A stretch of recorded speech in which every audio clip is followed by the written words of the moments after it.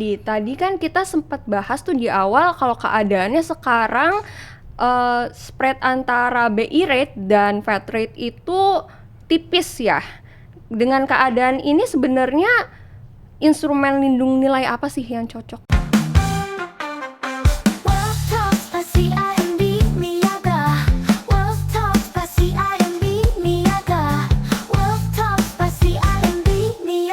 Halo, kembali lagi di Well Talks dengan saya Laras, host untuk episode hari ini.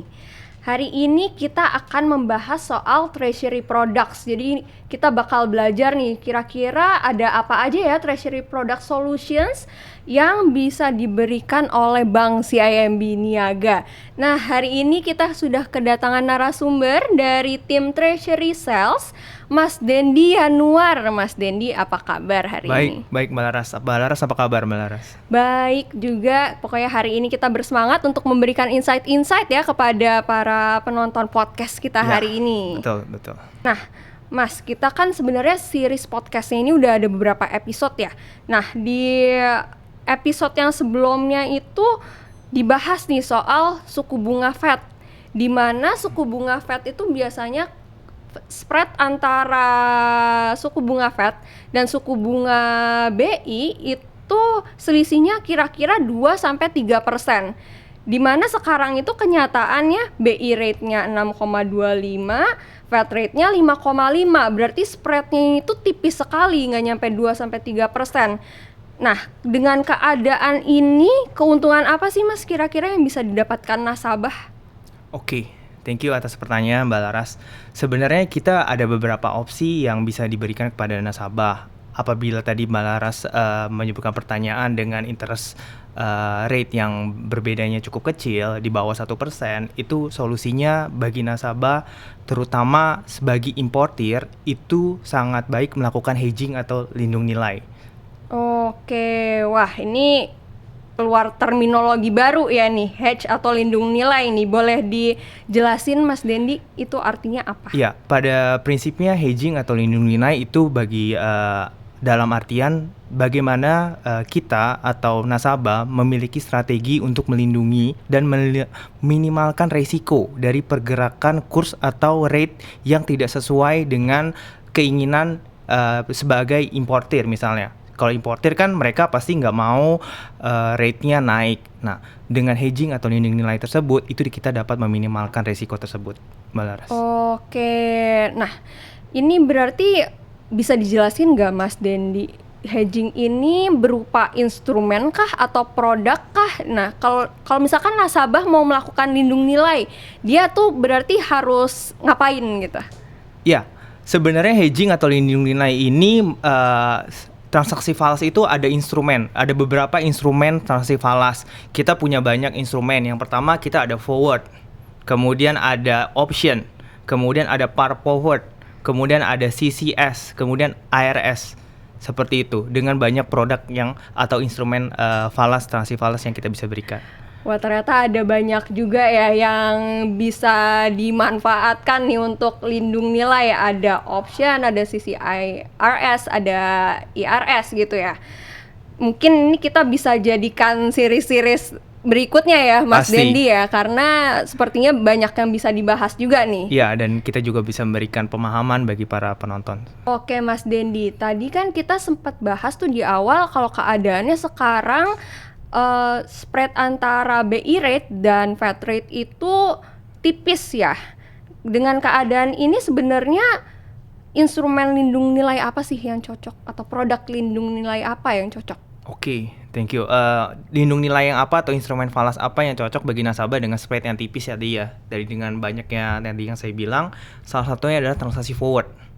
Transaksi forward yaitu pada dasarnya adalah bagaimana nasabah itu mengunci rate di hari ini untuk settlement minimum H+2, maksimum sampai dengan 1 tahun seperti itu. Jadi nasabah bisa memprediksi atau mengunci rate untuk jatuh tempo dari pembayaran nasabah seperti itu. Oke, jadi sebenarnya nasabah sudah dapat kepastian dari awal. Betul, gitu ya kepastian Mas Dendi harga ya? Mas Dendi, mungkin kan kalau kita cuma denger doang atau secara teknisnya kan kita jadi ngawang-ngawang ya. Boleh nggak sih dikasih contoh kasusnya nih? Biasanya tuh nasabah di kejadian sehari-hari itu seperti apa hingga akhirnya dia harus melakukan forward. Oke. Nah, kategori nasabah seperti apa? Yang pasti misalnya nih, saya sebagai importir gitu kan. Tuh, kemudian saya biasanya nasabah importir ini akan order ke supplier saya nih yang ada di luar negeri gitu kan. Kemudian datanglah invoice tersebut. Nah, di invoice tersebut saya punya kewajiban untuk melunaskan invoice tersebut misalnya 3 bulan ke depan. Terus saya sebagai importir kan pasti akan bisa terekspos atau terpapar dari pergerakan kurs atau rate untuk pembayaran tersebut. Bisa naik, bisa turun. Nggak pasti ya. Nggak pasti. Ya kalau naik ya jadinya bisa rugi selisihnya kan, atau turun ya untung juga gitu kan. Tapi kan apa sih yang bisa ditawarkan oleh CMB Niaga itu kan? Nah, nasabah itu bisa ada banyak cara yang bisa dilakukan. Yang pertama bagi nasabah itu sebenarnya apabila ada kewajiban itu bisa membelikan semua invoice tersebut untuk ditaruh di rekening gitu kan. Nah, yang kedua bisa nasabah cicil tuh. Bulan pertama cicil sebagian, bulan kedua cicil sebagian, bulan ketiga cicil sebagian. Nah, yang paling ketiga ini yang kita sarankan atau sesuai dengan transaksi forward, ini nasabah melakukan forward untuk 3 bulan ke depan, di mana nasabah bisa menentukan rate-nya hari ini untuk 3 bulan ke depan. Seperti itu Mbak Laras. Oke, berarti nasabah sudah dapat rate-nya dari depan dan untuk ditransaksikan forward-nya itu dari depan gitu ya Mas Dendi. Tapi kalau untuk debitnya kapan tuh? Nah, untuk transaksi forward ini seperti kita beli barang, kemudian kita sudah menentukan rate-nya ini di awal, kemudian apa yang dilakukan oleh nasabah? Nasabah ini hanya memberikan atau kita hold dananya sesuai dengan tenornya, misalnya 3 bulan. Kemudian saya punya invoice misalnya 500.000. Kemudian saya misalnya telepon ke saya, Mas Dendi, saya mau melakukan hedging atau forward 3 bulan. Itu berapa sih cost hedgingnya misalnya seperti itu.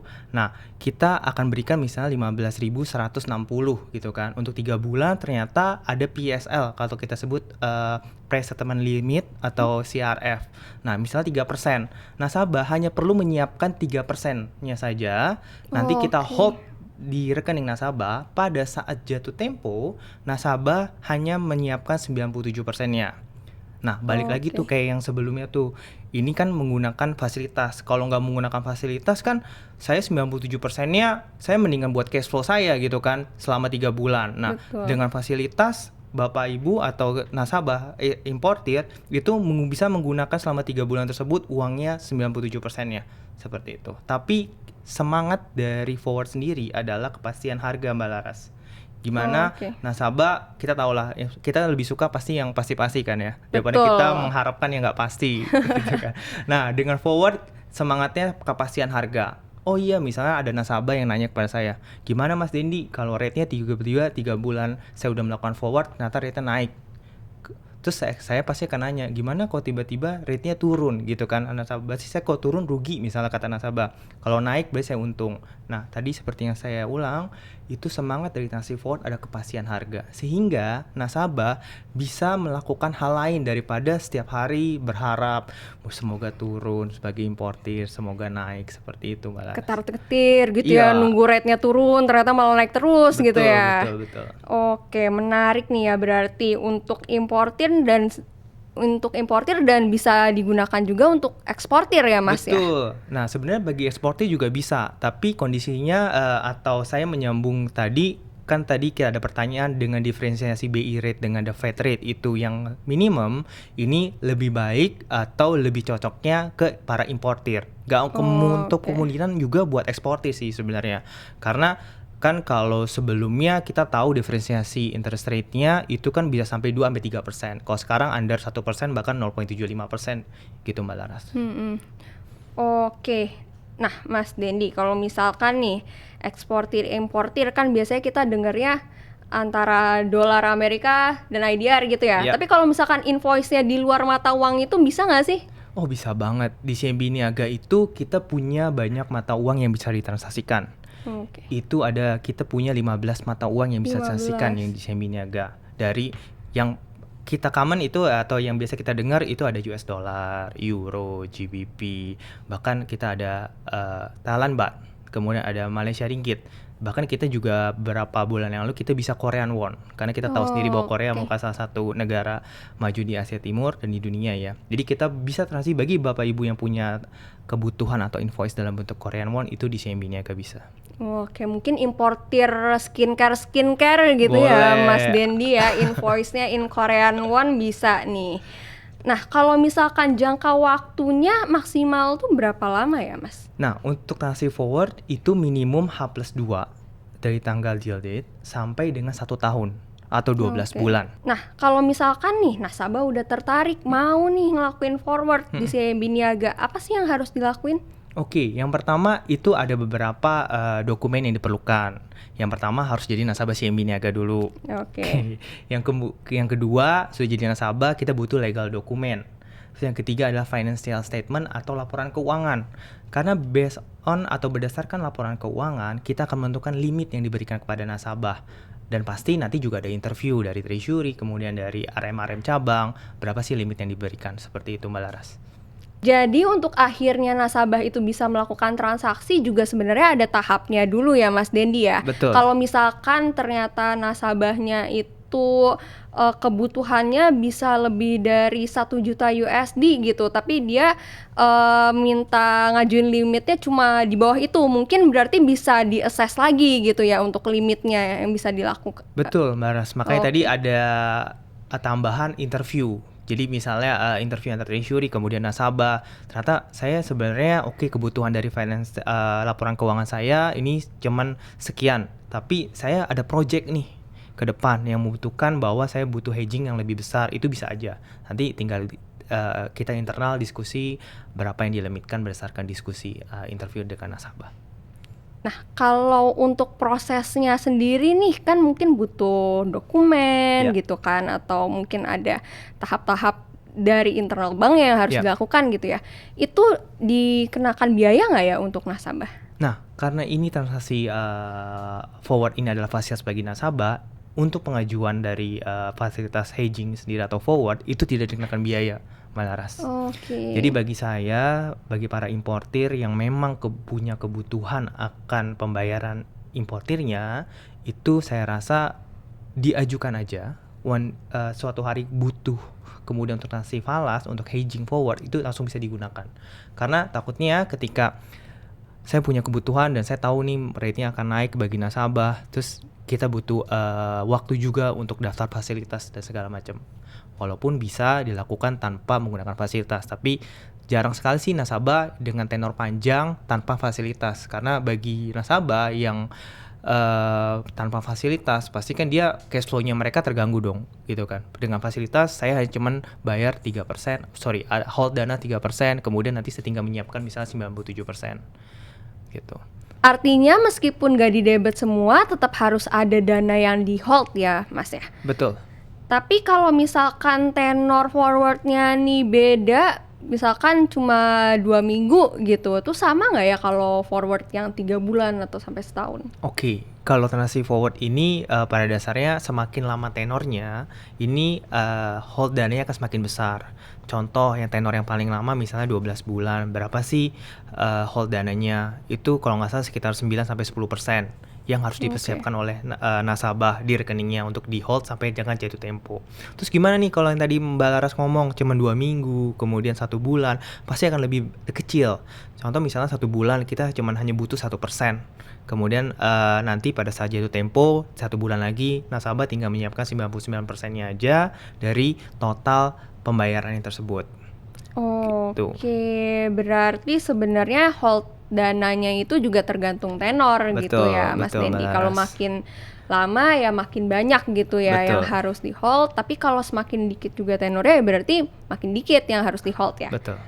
Oke, nah terus kalau misalkan nasabah udah tertarik nih mau melakukan forward, Iya. teknisnya tuh harus gimana sih, Mas Dendi? Iya, teknis dealnya ya, Iya. atau teknis di cabang pada saat deal sama treasury-nya gitu ya. Oke, bagi nasabah misalnya yang udah punya fasilitas, berarti tinggal call ke treasury, kemudian tinggal nanya misalnya ke saya, Mas Dendi, saya ada kebutuhan untuk transaksi hedging misalnya 2 bulan lagi, berapa sih rate-nya? Kan kalau transaksi forward itu semua rate akan bergerak ke kanan ya, Mbak Laras. Yang jual akan lebih dapat harga lebih tinggi, yang beli akan dapat harga yang lebih mahal karena dapat cost hedgingnya. Oke. Kalau saya boleh tambahin, cost hedging ini saat ini murah karena tadi diferensiasinya itu kecil di bawah 1%. Cost hedging itu mungkin sekarang itu sekitar 1,5 sampai 2% cost hedgingnya. Oke. Nah, kemudian setelah nasabah call ke treasury, misalnya sekarang 16.100 untuk 2 bulan misalnya itu di 16.200 gitu kan.